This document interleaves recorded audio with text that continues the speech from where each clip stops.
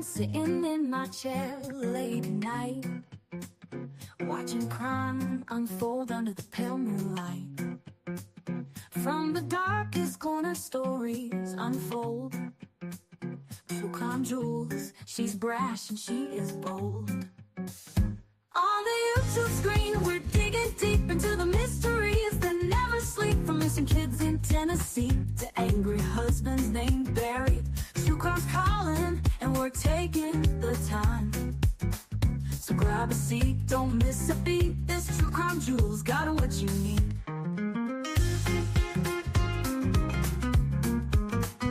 From missing people to twisted minds, we're unraveling secrets old Barry tried to hide. Every clue, every twist and turn. In the world of crime, there's always more to learn. On the YouTube screen, we're digging deep into the mysteries that never sleep. From Christopher's anger to Stephen Fisher's lies. The truth is calling, and justice won't be denied. So grab a seat, don't miss a beat. True Crime Jewels on the YouTube streets. Lights are low, suspense is high. We're chasing truth, we spot every lie. Step into the darkness, hold on tight. Two flashlights out there in the dead of night. On the YouTube screen, we're digging deep. Barry Morphew's case is hot. A boy in Tennessee won't be left behind. From the coldest cases to the ones that shine, true crime's calling, and we're taking the time. So grab a seat, don't miss a beat. This True Crime Jewels got what you need. We're always watching Barry and waiting for the truth. In the world of crime, we discuss the proof. So hit that play and join the true crime journey with Jewels of Thought and her Gemstone family. Hey everybody, good morning. It is wonderful to be here. Very quick correction, the date on Donna Adelson's trial, June 2025, that is inaccurate because last week, I believe, I think it was last week, they did get a continuance, and I believe now the date is, off the top of my head, August 20, I think it was maybe like August the 28th or 26th, something like that. So it's not a long continuance, couple of months.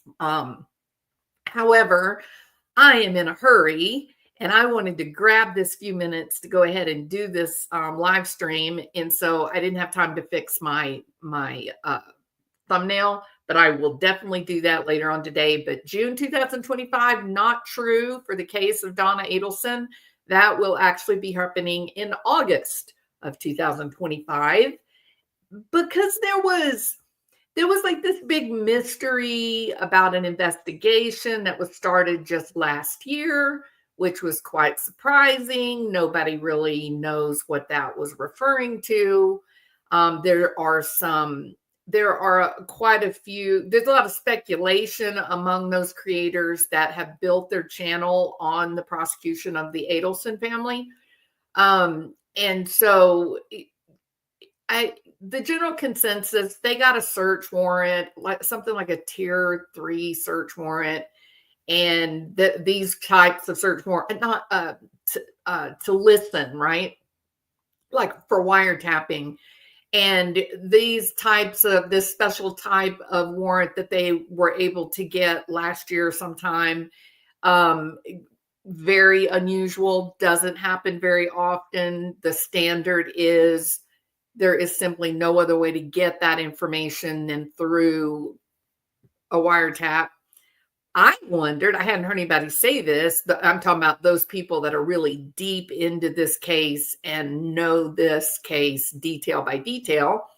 But I wondered if it didn't have something to do with maybe wiretapping Wendy Adelson's boyfriend's home, because that's where she's living in Texas now. So it's kind of interesting speculation, purely speculation on my part. I have not heard a single other person say that, but maybe that would explain, because why would they want to wiretap Harvey? There would be no reason to wiretap Harvey. Any conversation he's having is going to be going through the jail, right? So it wouldn't really make sense why they would need that. I kind of think it's going to be related to Wendy, but totally could be wrong. Now, today, I want to talk about, this is Judy, the YouTube lawyer. Let me show you her channel so you can go over and subscribe. AA Legal Focus, and she's wonderful. All right. So she has everything you ever wanted to know about the Charlie Adelson or prosecution of Charlie or Katie Magbanua or Luis Rivera, any of them. She has that. So she's amazing. If you want to educate yourself more about the Adelson family and their legal travails, then she is a great go-to. All right. Now then, so she put up just a day or two ago, she put up a video, Charlie Adelson civil case deposition further decimates his extortion theory. And I asked the question, in what way does this information, how does it counter Charlie's tale of extortion? Now, so baseline here very quickly for those of you that don't really know about Charlie Adelson and his trial. He was tried 3 charges, one of which conspiracy to commit murder. He's found guilty. He's currently serving a life sentence. He was in Florida. Then they moved him like maybe to South Dakota or something because the gang activity, wanted to kill him. And then he was brought back to Florida to testify in Donna's trial. But then when Donna's trial blew up, then I don't know what they did with him. So I don't know if they kept him in Florida, if he went back to his safer prison in the Dakotas. I don't know where he is now. But all that aside, in his trial, which he had a terrible defense team, in my opinion. Okay, only my opinion. That's it. But I'm sitting there going, objection, and nobody. It's a disastrous trial to watch. So I'm he took the stand, he testified a couple of days, and his defense was that, the reason that there was money coming from he or the Adelson Institute, the reason that money was being paid to Katie Magbanua, which reportedly then ended up with Siegfriedo and Luis, the reason that money was going there was because they were extorting the Adelson family. That's basically his defense in a nutshell.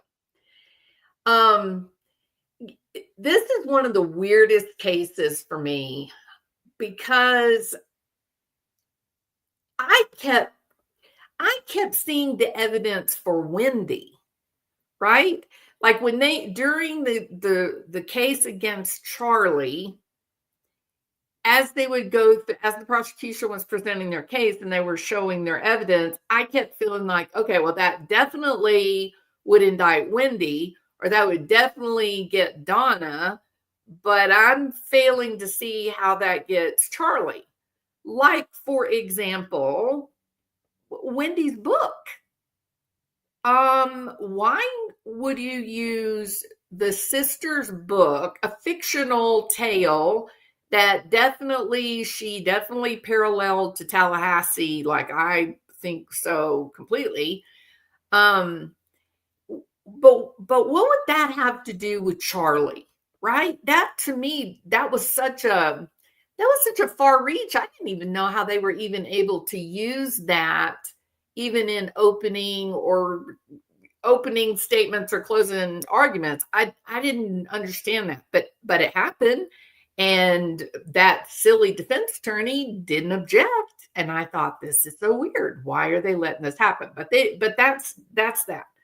So, and I know opening statements and such, I know that's not evidence, but the tale that was woven with what I felt like were extraneous details really made me uncomfortable. And one of the reasons that I feel very uncomfortable about the prosecution of Charlie Adelson is the same reason that I feel incredibly uncomfortable about Karen Reed. And that is, someone has got to protect citizens from the state. Like we have to have there has to be some guideline for prosecutors, law enforcement, judges even, that would stop things like setting people up to take a fall for something, like what I believe that Karen Reed has been set up. Okay.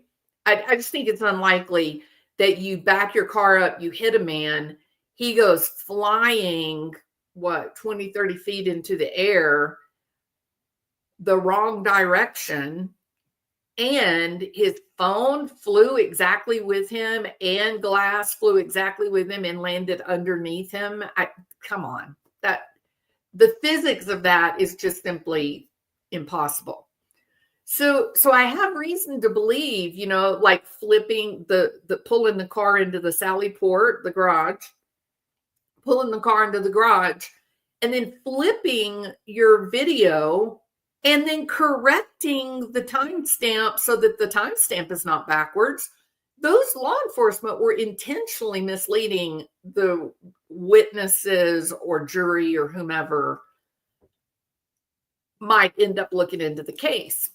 So yes, I think Karen Reed is a perfect representation of exactly why I'm so disturbed by the trial of Charlie Adelson. I felt like watching Charlie Adelson's trial, this is backwards. This is upside down. This is crazy. They can absolutely attribute this evidence to Wendy. They can attribute it to Donna, but where are they getting Charlie? Now, I don't think Charlie's such a good guy at all. I think Charlie's probably, I don't think Charlie would be the kind of person that I'd really want to like have lunch with, right? He seems to have been arrogant and, kind of a show off maybe, but nevertheless, it is a far cry from being unimpressive to being murdered. Like that is a dramatic difference. So I was really happy to see this put up by Judy, that the Charlie Adelson civil case deposition decimates the extortion theory. I was really excited about this. I was like, okay, finally, I'm going to understand why everyone is so certain of Charlie's guilt, involvement in the murder. And I am so uncomfortable with it, right? I'm finally going to get this. This will make sense to me. So I did not get that answer. And I did message her and ask, can I have a little clarification? Because I'm still not seeing the connection, right? Now, I did scroll down through all the comments under this video, looking for explanation. And thankfully, way down in the comments, someone else asked the same question, and she does explain that. So we're going to look at that. but this video is worth watching. She goes through this deposition. Charlie claims this deposition is 100% unrelated to the murder of Dan Markell. It is about a disability claim. He has hurt his back, according to him, that the disability claim was denied, okay? But he hurt his back, and he was traveling. He was in the Philippines. It sounds like he slipped a disc, right? Something like that. Anyway, then 5 years after the initial injury in the Philippines, that's when he comes up and he makes a claim for disability. He also took out, maybe he took out like 3 or 4, oh shoot, I can't remember now. Let me say it this way so I can be at least vaguely accurate, right? He took out multiple insurance policies, disability insurance policies, okay? The reason I'm saying vaguely accurate is because I don't remember now. I was thinking it was like 3 policies, but now in my head, I think I heard someone say 5. So whichever it is, the point being, most people will take, legitimately, most of us are not banking on disability as our retirement plan, okay? Most of us are thinking, I'm going to work until I'm 75 years old. And so maybe you take out 1 disability insurance plan, right? It's kind of weird to think about taking out 2 or 3, and maybe I just don't know. Maybe that is commonplace, but I wouldn't want to waste. If I'm going to take out that many policies, why not take out something like insurance policy that will really pay off, right? To your loved, I'm talking about to your children and stuff if you pass away. So anyway, so he took out these multiple disability insurance policies. I assume it was probably like Aflac and such.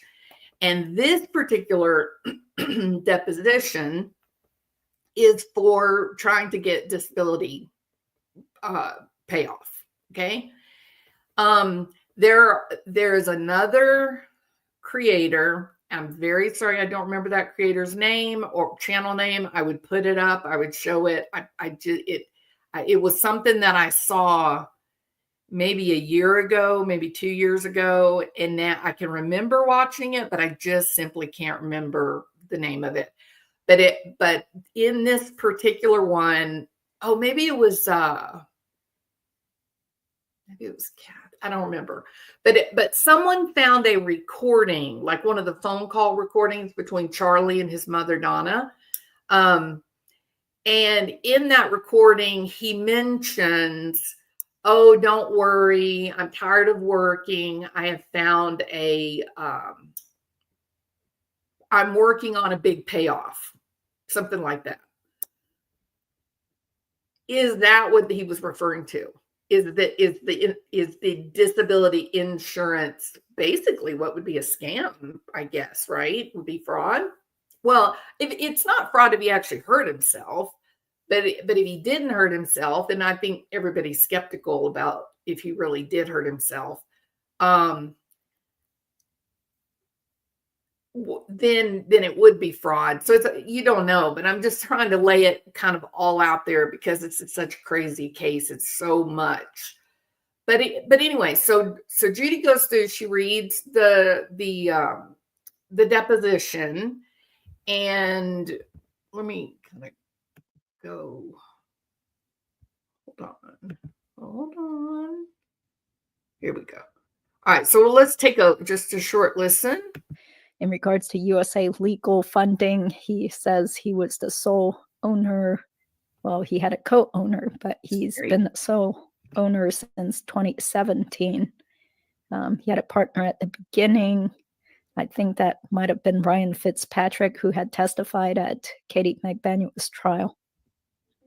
Oh, wait. No, he says here the partner was someone named Alex Berkovich in the very beginning. And that person also owns half of 731 LLC. He's asked if he worked for some time in Berkovich's wife's dental practice. He says yes, but he's no longer working there because Dr. Berkovich started placing a lot of her own implants, and implants was what Charlie mainly did there. So he says it wasn't really worth it to drive all the way there. It was a 40-minute trip, and his back was hurting him, and they parted on good ways, or on good terms.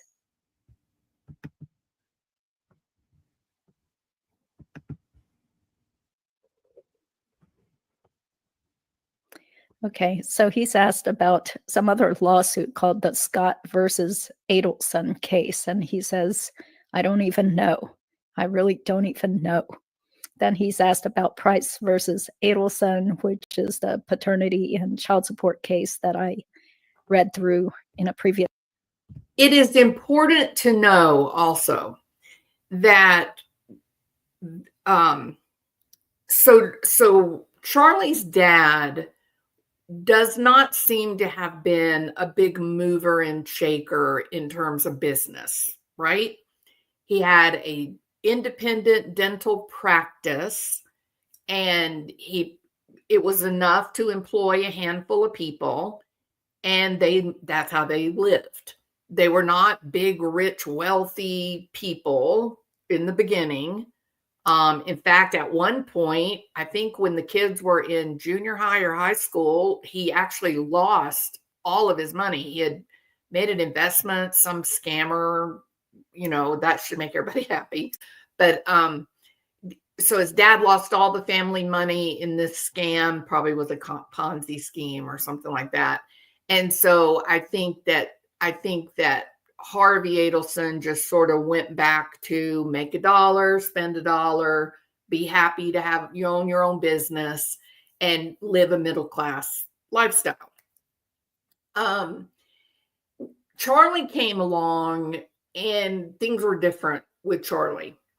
Charlie began scheming, right? He began buying and selling things, and he made multiple businesses. At one point, he had 5 businesses that were where he was the founder or a primary partner. He was doing real estate. He had some like a little restaurant, some kind of food thing. So Charlie is trying to build up, I guess, a family legacy or family fortune, maybe. He did something as simple as taking his dad's little dental practice. It was just a dentist office, not a big fancy one. It was just little family owned, dental practice. And Charlie named it the Adelson Institute of something, right? Made it like a thing, a big deal. So he was working, 60 hours a week. He was driving all over the place, getting up in the middle of the night, going and doing surgery, seeing patients that are in emergency situations. He did that for quite a while. And so he's building up family money, right? He's building up this family fortune. And then, of course, the brother, Dan Markell, the brother-in-law, is killed. And when Dan Markell was killed, it became a huge story for Florida because he was a prominent attorney. He was a professor at FSU. He had ties to Harvard. He was, in fact, I think if he had lived, I don't think this is a far stretch. I think had he lived, it's likely that he probably would have moved to New York and married he was dating a woman who was I think she was an attorney. She was a law professor at NYU. So she was a fancy, well-educated, super smart kind of person, beautiful, gorgeous woman. So Dan Markell was actually really on the verge of thriving, right? He was really on the verge of his life really taking off. Now, there's some misconceptions about Dan Markell. Okay, this is gonna make people mad. I apologize. I do. I really am. I'm sorry. I don't want to make anybody mad. The truth is, you know how there's people in your life that are really mean, terrible people, but then when they die, we suddenly talk about them like they're a saint. Like we only like tell the good things about them. Everybody wants to ignore the fact that they beat their child, or right. I support that need to think about those people that have passed, only looking at the best. I'm good with that. I don't have any issues with that. But I also think in a situation like this, I think the best route, the wisest path is to be very factual, right? To be really make sure that you speak about things in an authentic and factual way. So the truth is that people did come out after the death. There are recordings, interviews. One I listened to on the radio. A lady came out. She knew Dan Markell very well, and she said he was not a very nice person, that he spoke terribly to people in the office that he deemed beneath him. And she said, in fact, there were not very many people that he thought was on his level, that he was brilliant, he was accomplished, that he was high energy, and he was rude, and he was harsh, and he did not have a lot of kindness. He was very ambitious, and he had no patience with people that he didn't see a use for. Now, we also heard Jeffrey Lacasse describe him exactly the same way. And Jeffrey Lacasse worked at FSU. He was a social work professor of social work. So I think there's plenty of people that have come out to say Dan Markell was difficult. He wasn't a sweetheart. He wasn't a great, good guy. He wasn't everybody's good buddy, right? He was ambitious. He was focused on what he wanted to achieve, and he did not suffer fools very well at all. And I'm good with that, because we need those kind of people in the world too. We need all kinds of people. But I think that through the years, it's become fashionable. It's become fashionable in this particular group to really, really demonize the Adelsons. And by contrast, we've canonized the entire Markell family. They're all saints, okay? And I can respect that. I don't have a problem with that. But I think we have to be honest about what we're discussing. And so during this period of time where Charlie had been working all these hours and been buying these businesses and building up businesses and such, that was when the downfall of Wendy's marriage was co-occurring, right? It's all happening at the same time. When Dan Markell was killed, it became front page news because he was this fancy, law professor and attorney. And so that brought a lot of attention onto Charlie.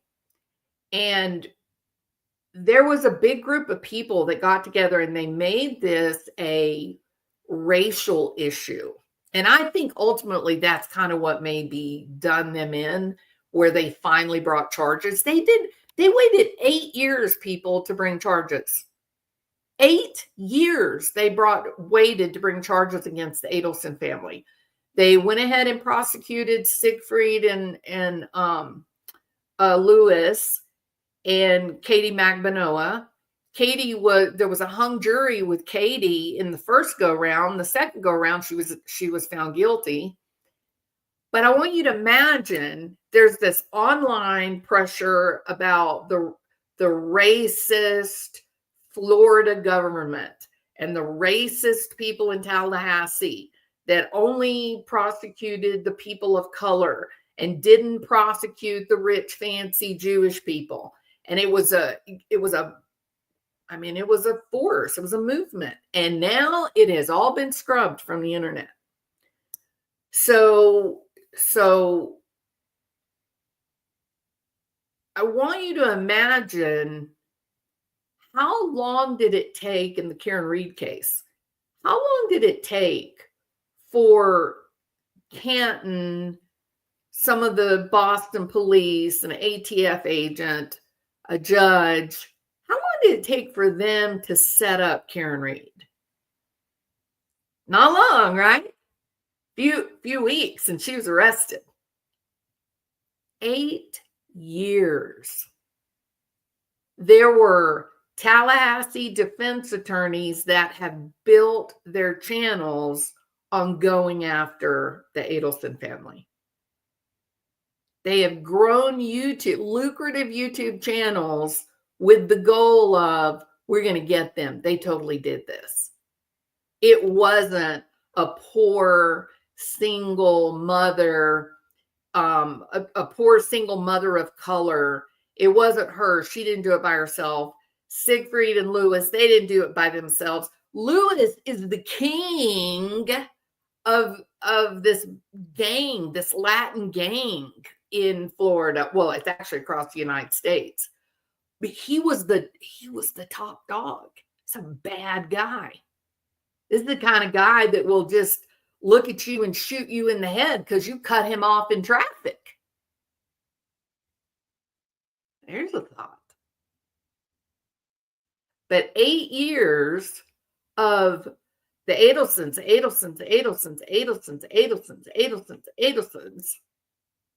and Charlie was directly affected by that.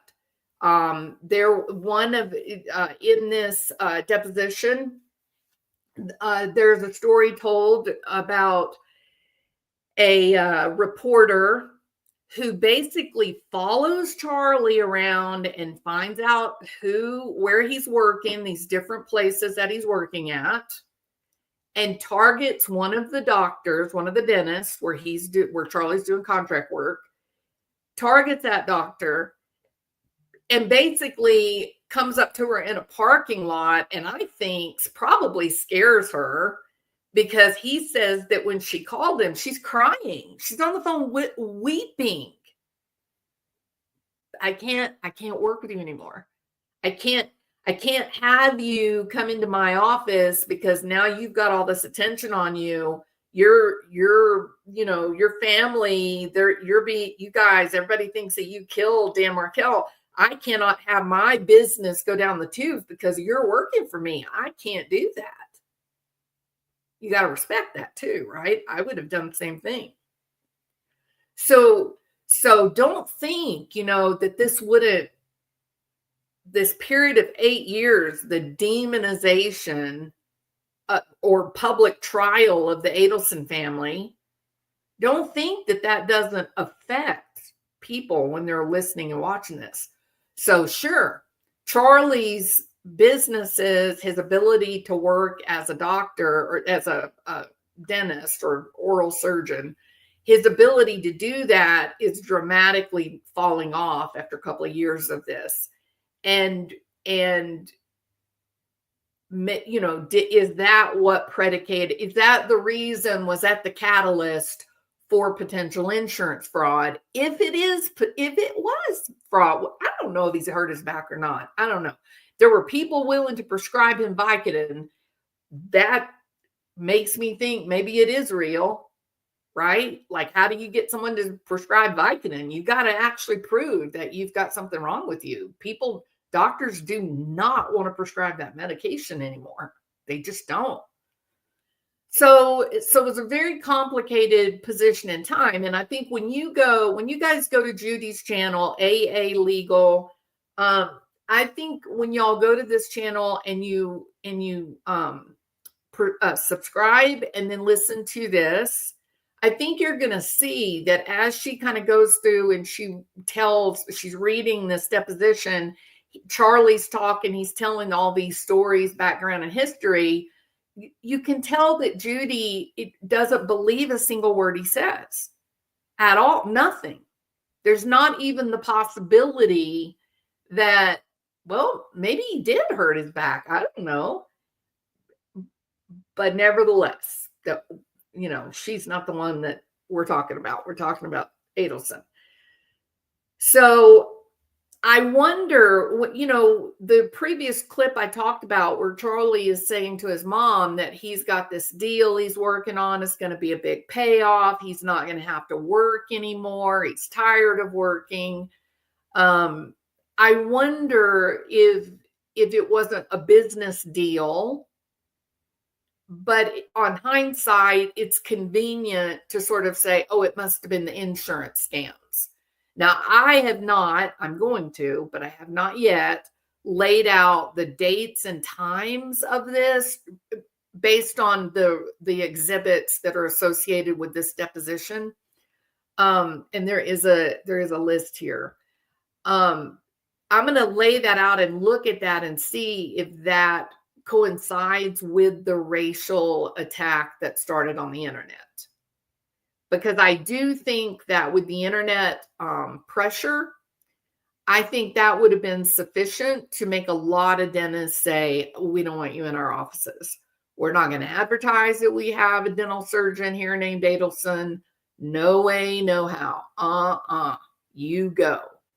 And maybe this was a fraudulent attempt for him to just try to keep a little bit of money coming in.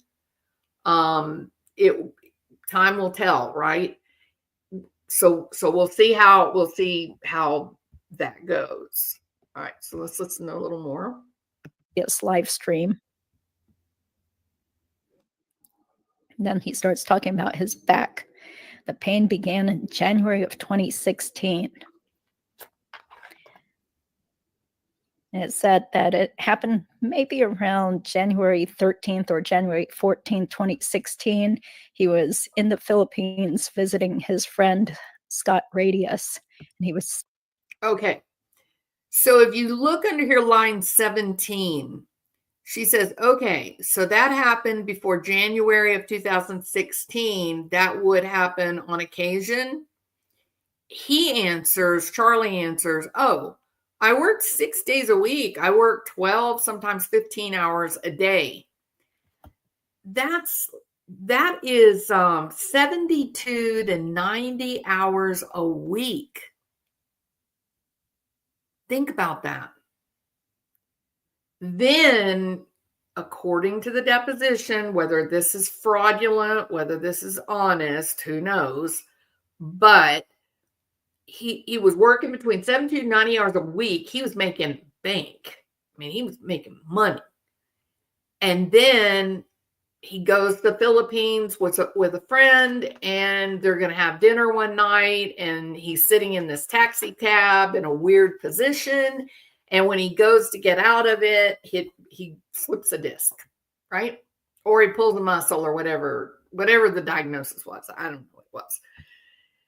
So as you can go through this whole deposition. She reads through it. She tells about it. You're listening. And I just never heard anything that would decimate the extortion theory. And I'm hungry for this information. That is what I do when I don't have anything like a video I'm working on. I'm just digging in internet archives for anything Adelson,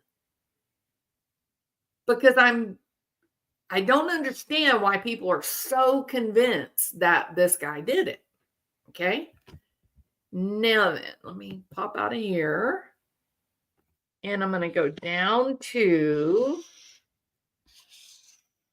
okay. So there was my comment I left, just asking to explain it to me, because I wasn't seeing the connection. That's an authentic question. I'm not being a smart aleck, I really want to know.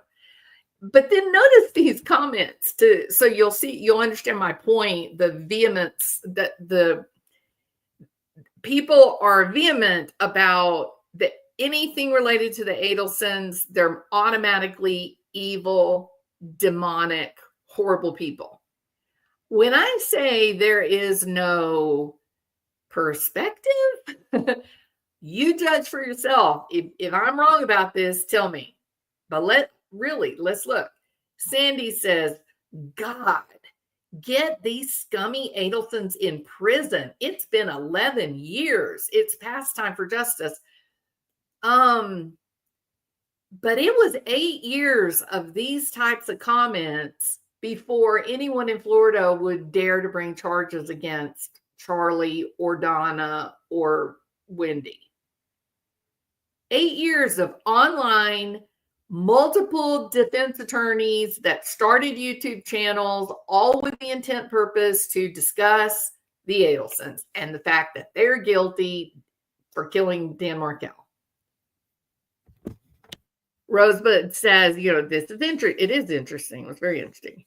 Matthew says, oh, really, Charlie? You don't watch TV, huh, Charlie? Is that why you need a $5,000 TV, Charlie? Don't you remember? This TV is about $5,000, and you swear that wasn't a code, right, Charlie? So you spent $5,000 on a TV that you don't watch. Is that right, Charlie? What a prick. Okay. So Donna says in a phone call to Charlie, this TV is about $5,000. And she's referring to the fact that Charlie made the joke, I looked into hiring a hitman, but I bought you a TV instead, or it was cheaper or something like that, talking about when his sister Wendy got a divorce. Okay. Then Donna gets the bump. And so she calls Charlie and she's like, okay, we got a weird thing happen. This dude walked up, gave me a piece of paper. He's like, what are you talking about, Mom? What do you mean? She's like, oh, well, we'll talk about it later. And he's like, Mom, what is it? Oh, well, this TV is about $5,000. And he's just like, I don't know what you're talking about. Like, you can hear in his voice, he has no idea.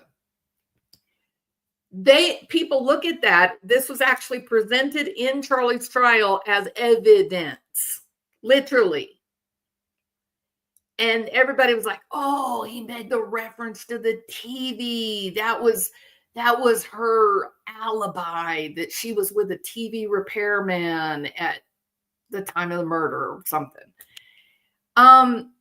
What if Donna meant that Wendy was always getting them in trouble and Charlie was always cleaning up after Wendy? What if that's what it meant? Maybe Donna and Wendy were the ones, along with Katie Magbanua, that caused this murder for hire scheme. It wasn't Charlie that was writing the checks to Katie. It was Donna having Katie come and pick up a check every week, right out there in the books so that everybody would see they weren't hiding a thing. That doesn't sound like Charlie. Charlie was working between 72 and 90 hours a week. Why would he want to get mixed up in this? You can hear in his voice, he has zero patience for his mother. People are saying, oh, they're enmeshed. And I'm going to make a video that's going to prove, no, they weren't enmeshed. Charlie was angry with his mom. He didn't even want to deal with them most of the time. This story has been finely crafted and constructed, in my opinion. This TV will be about $5,000. You had to buy a TV for her before because of all of the, trying to clean up after she, made a mess of her marriage. Now we got another problem. They're saying that she's involved. Now we got to do something about this. So you can make up stories to explain away just about any of this. Now, of all of the evidence that was presented in Charlie Adelson's trial, I do feel like Donna's comment, this TV is going to cost us $5,000.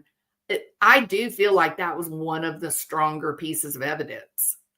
But if that's the strong piece of evidence, what does it say about everything else that was offered?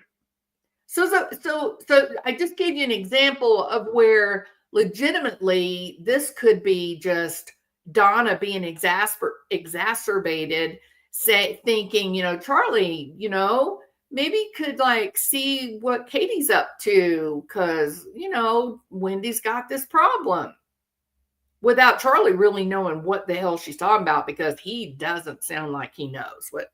Anyway, so then we go through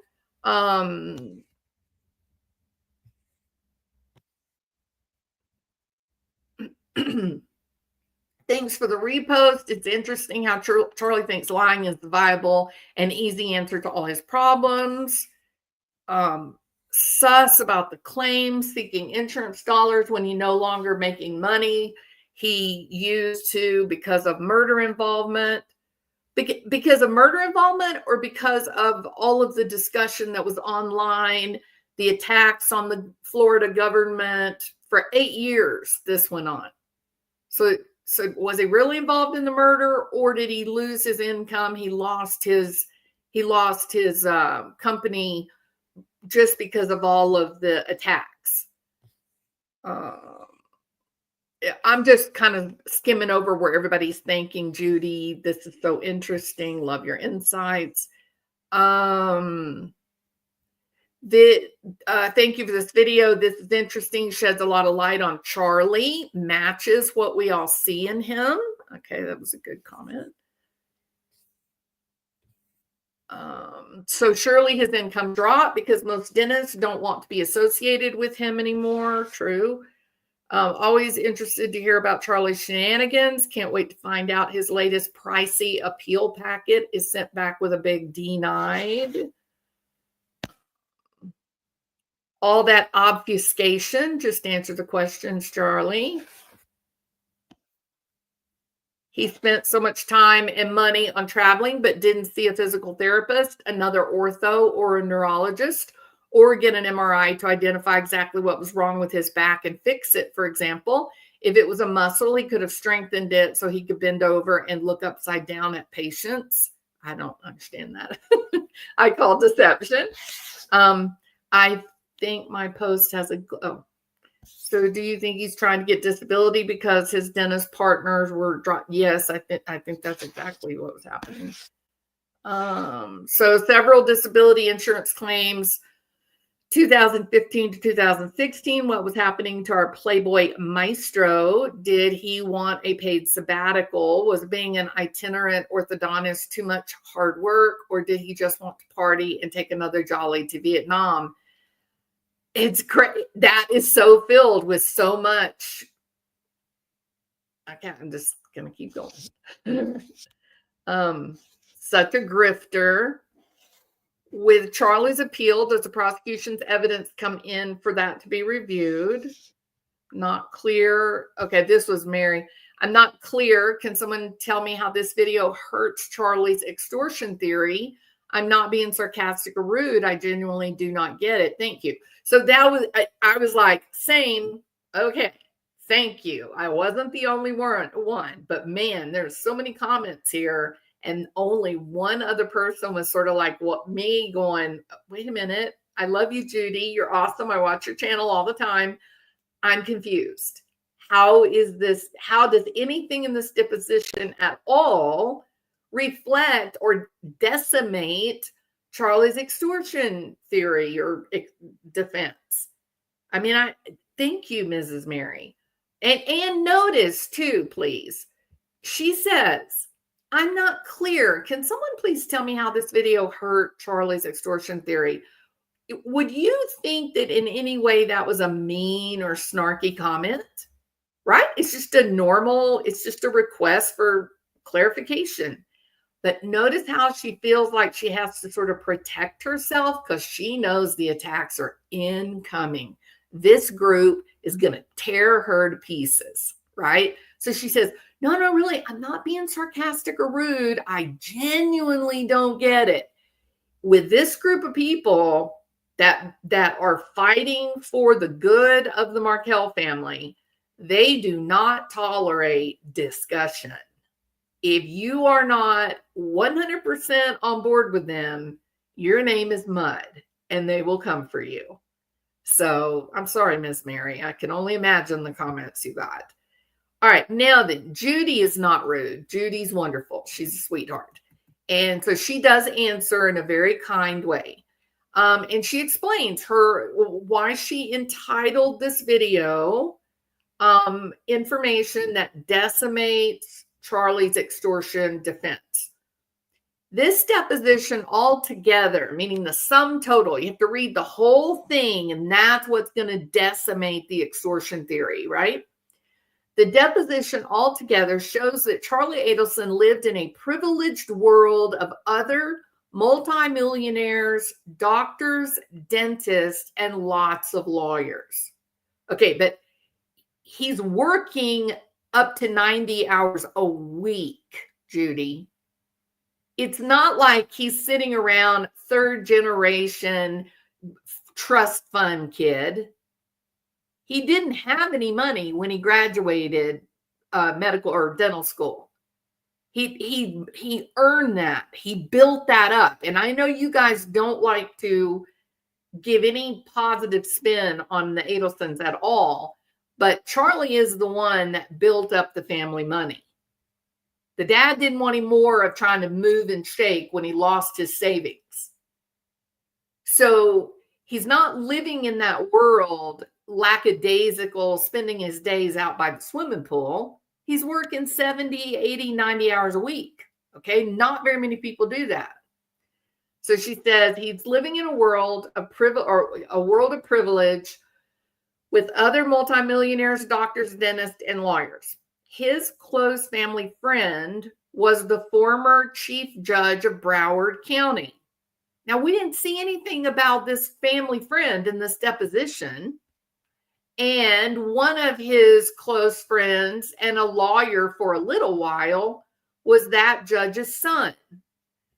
By 2021, Louis, Siegfriedo, and Katie had all been in jail or prison for many years.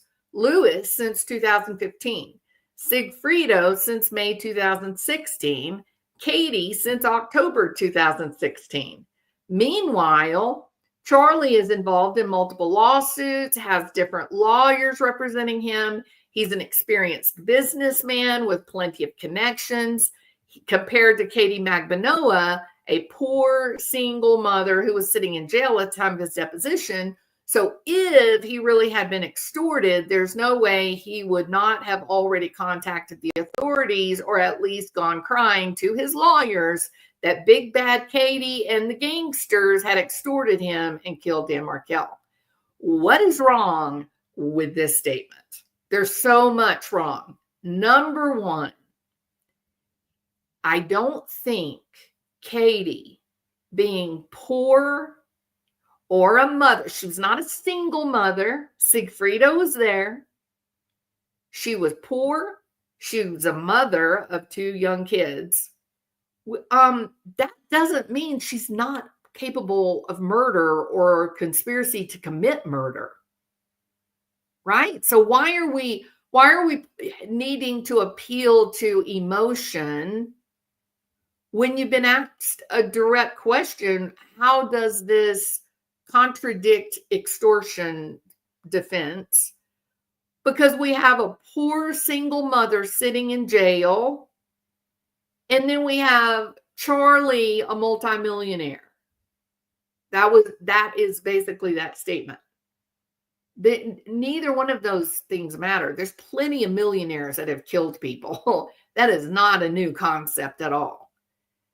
So let's move past that then. And then it says, so if he was really being extorted back in 2000, when would it have started? I wish I had my notebook here with me, but I don't. Hold on. I've got a file here, I think, on this computer that may have it.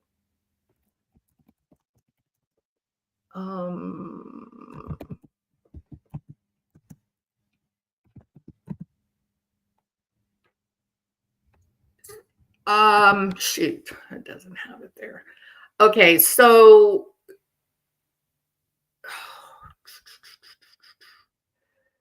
he's being extorted.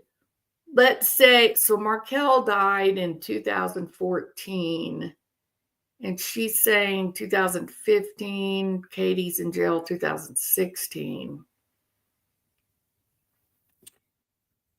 So they kill Markell in 2014, and then within a year, they've got Lewis and Siegfriedo, and Katie on the ropes. That would have been this period of time for extortion, right?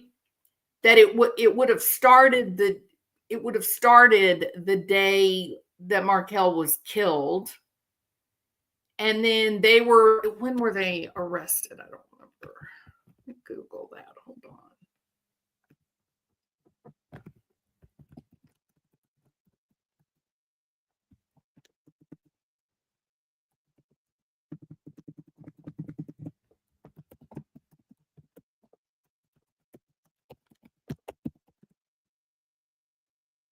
So 2016. So for 2 years, actually like a year and a half. For a year and a half, Charlie would have been experiencing some level of extortion, right? He's also firmly in the period of time where he's losing business because of these 2 years of coverage in the newspapers. He would have been losing his business during that year and a half, 2 years. And he's got people saying, give us money, give us money, give us money. And he's freaked out because this girl is connected to their death that he was once boyfriend, girlfriend with. If they're now arrested, the reason for extortion is to try and keep his life on stable footing, but it's falling apart because of the coverage of the murder of Dan Markell. So he's trying to keep his life together, and he's being extorted. And supposedly he goes to Donna and says, hey, can you write checks to Katie for her kids, to help her kids? And, you're going to take the chance after you've been involved in killing this man, you're going to take the chance just to help kids with their insurance or school and stuff. You're going to let your company business write checks to the people that you're in a murder conspiracy with? Why would you do that? No, you would want to keep that secret. You damn sure wouldn't want an official money trail documents that connect you to giving cash to Katie Magbanua on any level. So that's just dumb. And it does seem that listening to Charlie's friends from medical school or dental school and such, they said he was the kind of guy that if you asked him for something, he would give you anything you asked for. He'd give you the shirt off his back, that he didn't care. So that is consistent that Katie would be kind of scamming him and saying, I need money for this, or I need money for that. My kids need this. My kids need that. And Charlie's just like, sure, I make tons of money. I'm a millionaire. Let me be a big shot. Let me try to be significant and important. Let me help you, give you the things that you need. So it makes more sense to me that the checks that were being written to Katie were probably for something that Charlie believed was to help somehow with Katie's kids. On the other hand, maybe, that he would be involved in conspiracy for murder, and one of the ways they were going to pay her off for the murder was to write these checks. Why would you create a paper trail that an attorney can take and say, look, this is evidence of a payoff? It's just not, it's just illogical in my mind. So this premise that Judy is making, that the extortion was happening, Siegfriedo, Lewis, and Katie all end up in jail by 2015, 2016. That Charlie is now free to go around and tell everyone that he was being extorted. He's not free from losing his company. He's not free from having no money. So maybe the experience was, oh my God, thank God they were arrested. Thank God. Now I don't have to worry about that anymore. Now I'm just going to turn my attention on work or whatever. Or fraud, if he was trying to create fraud with the insurance companies, right? So I don't think, my opinion, I don't feel as passionate about this as Judy does, that this deposition reveals that he was not being extorted. I don't think that's true at all, Judy. I get your point, but I just don't see, if you're willing to look, here's the truth. If somebody tried to extort me, if somebody tried to say, hey, we're going to do this bad thing, and then you're going to pay us so that you don't get in trouble legally, right? I wouldn't give a penny. There wouldn't be a penny that would go. I would go straight to the police. There wouldn't even be any question in my mind. I would just go to the police and say, look, this is crazy. I know who did this. They said they're going to set me up if I tell anything. They did it. I didn't do it. They did it. They set me up. I'm terrified. Protect me. That just would be, I would just have faith in the legal system, and that's how I would handle it. But he was also, he was using cocaine at that time.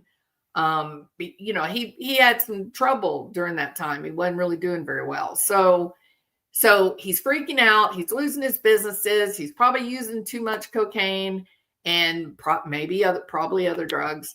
And he just decides, okay, if this is what they want, to just leave me alone, leave my life alone. My life's already bad enough.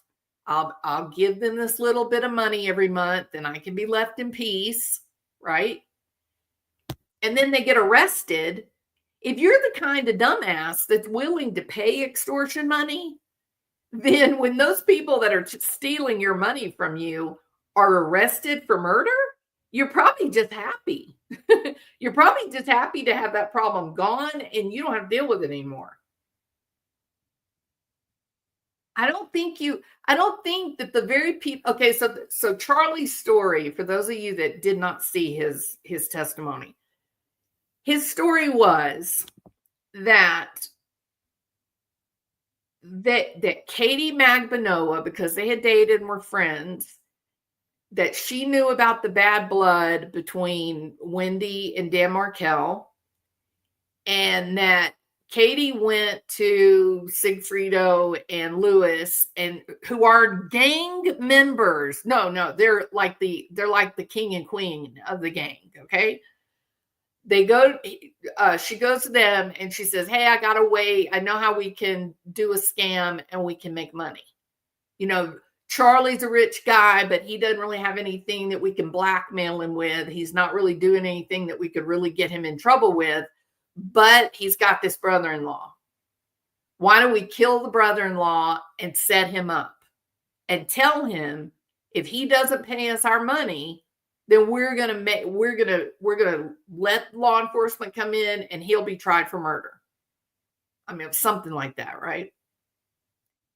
And then it all unfolded. So if that is how that, Charlie thought that had all played out, he's paying the extortion money and then they get arrested. Is he going to go to the cops and say, well, let me tell you, I've been paying them money. I've been paying them extortion money. And, you know, Katie is my connection for getting the cocaine. Lewis and Siegfriedo used to go up to Tallahassee all the time because that's where their big dealer was. And they would buy bulk cocaine, or I'm sorry, they were bringing the bulk cocaine from Miami and taking it up to Tallahassee and selling it to guys in Tallahassee. And so he was my connection to get cocaine. And they set me up with murder of my brother-in-law. You think Charlie Adelson's going to go say that? Or is he just going to go, whew, thank goodness they have been arrested. Now I'm going to try to figure out what to do about my money problems. It just is hard. I do see Judy's point of view. I do.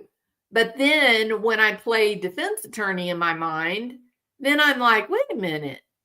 That would not be consistent.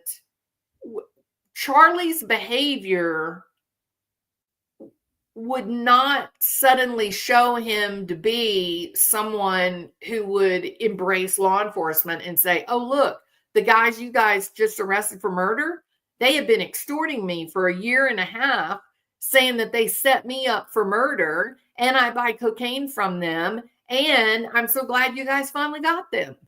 And no way I believe that. None. And during this deposition, multiple questions were asked about Katie Magbanua. Multiple times in the deposition. And Charlie's attorney said, do not answer that. So nowhere in this deposition is Charlie allowed by his own attorney in any level to make any statement about the murder of Dan Markell or those people that were being investigated and or arrested. Nowhere. So I don't think that this proves or decimates Charlie's extortion theory. I just don't think it does. All right. Again, this case scares me in the same way that the prosecution of Karen Reed scares me. It makes me really worried about the possibility that someone could be set up for a terrible crime like murder, wrongfully imprisoned, or worse, put to death. And how do you defend yourself when it happens? I mean, all you got to do is watch Karen Reed trial. Even the judge is in on this one. It's terrifying. Really, really terrifying. All right. Also, Florida is the top state, the number one state for having life sentences overturned. That nasty, dirty stuff is happening at the local level with law enforcement, investigators, judges, attorneys. They're getting people convicted. And then 10 years later, an appeals process overturns it and says, they never should have been able to do this. You're out, and we're going to give you $2 million because we've kept you tied up in prison for 10 years. We got to do better than this. We absolutely have to do better than this. And I will again reiterate, I absolutely believe that the actual conspiracy was between Wendy, Katie, and Donna. There's your conspiracy. How fast did Wendy Adelson throw her brother on the table? How fast? She wasn't even under threat. She was the grieving mother of the murdered guy's kids. The law enforcement was treating her well. They let her friend come back there with her. They brought her a drink. I mean, they were treating her with just kid gloves. How fast did she throw his name out there? Jeffrey Lacasse, He goes to the cops, what, 3 times? Believe me, believe me, believe me. Charlie's the kind of guy that would do this. Charlie's the kind of guy that would do this. He's got a special forces friend who's all tatted up. He's got friends on the wrong side of the track. How many times did we hear Jeffrey Lacoste throwing Charlie absolutely under the bus? Absolutely. And pivoting off of Wendy's own statements, nonetheless. Almost like they were in cahoots. Very strange. It's a very strange story. Very strange. All right. I gotta go. I hope you guys are going to have the greatest day. Glad the Daybells are not in Florida. Oh, absolutely, Zelda. Hey, just another human. How are you doing? And Diane, it's great to see you. Plenty of gang wives that are just as lethal as the gang members. Oh, absolutely. You always got to ask yourself, who's the one behind the scenes controlling the man? Look at Chad. Speaking of Chad, look at Chad and Lori. You think Chad would ever had the guts to do any of that without Lori pushing? All right. That there was no one mastermind in the Chad Daybell, Lori Vallow saga. It was an interactive effect. Yeah. No, I 100% believe. And you know, this Fitzsimmons, Ryan Fitzgerald. Now I don't recall his name. He was a joke. He was a joke. He literally said on the stand that each bill was stapled. Like each $100 bill had a staple in it. Duh. That is not what they were saying. You guys don't even know what that meant, that Charlie was stapling his money together. Katie Magbanua said that Charlie was stapling hundreds and 20s and 10s. No, he wasn't. That's not true. They didn't even know. They didn't even know what they didn't even know. It was all, he was set up. I believe it in my heart he was set up. I think that Donna believed that Charlie could keep him out of jail. But I don't think that Charlie knew what was going on. Maybe he did. Maybe he did later. Maybe they told him later. Maybe it was Charlie that threw up on the table, not Donna. I don't know. I mean, Wendy. I don't know. But my quest here is to understand the evidence against Charlie. That's what I want. I want to understand the evidence against Charlie. I want to be convinced. No, I don't want to be convicted of anything. I want to be convinced that his conviction was based on real evidence. That he wasn't convicted because of an 8-year saga of character assassination, because of outcries of racial impropriety by the state of Florida. I want to be convinced, right? That's what I'm hungry for.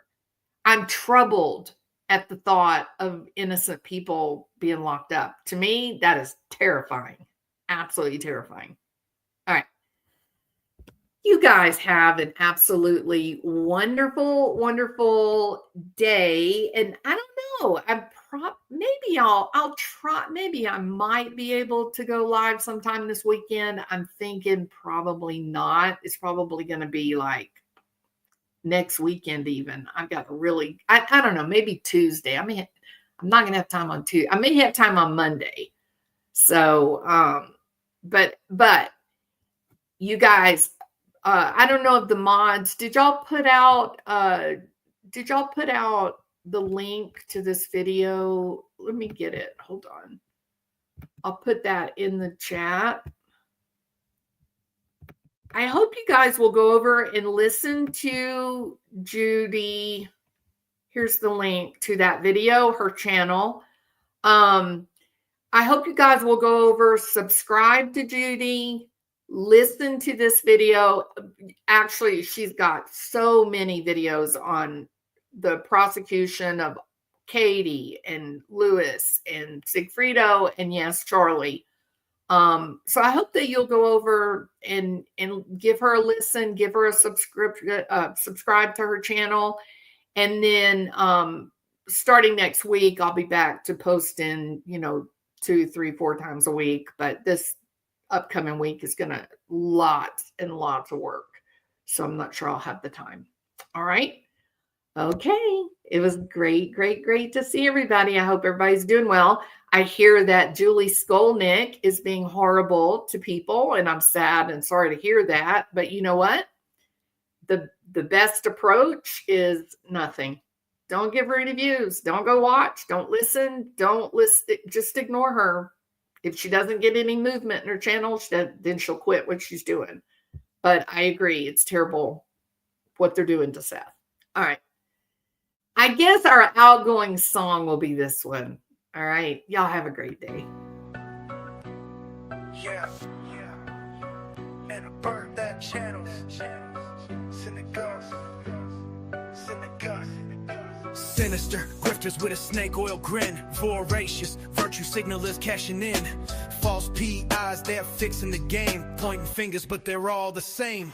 Innocent creators, moms with a cause, digging through the chaos, exposing the flaws. We're hunting for clues, untwisting the lies. Who's driving this shit show straight to demise? Convertibles roaring, cliffs in sight, like Thelma and Louise on a forever ride. They sail into YouTube fame, the crash is in sight. We're all on the ride, no brakes, no trust. Popularity is the spark that'll burn their channels in the dust.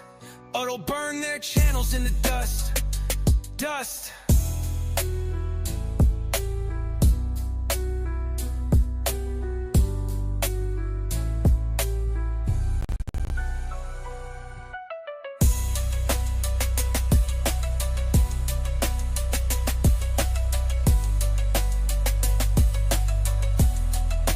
Spark that'll burn their channels in the dust.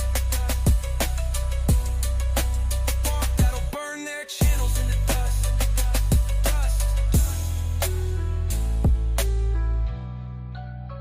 In the dust, that'll burn their channels. It's in the dust, that'll burn their channels. What's in the dust, the dust, the dust, the dust, the dust, the dust. We're all on the ride, no brakes, no trust. Popularity is the spark that'll burn their channels in the dust. Dust.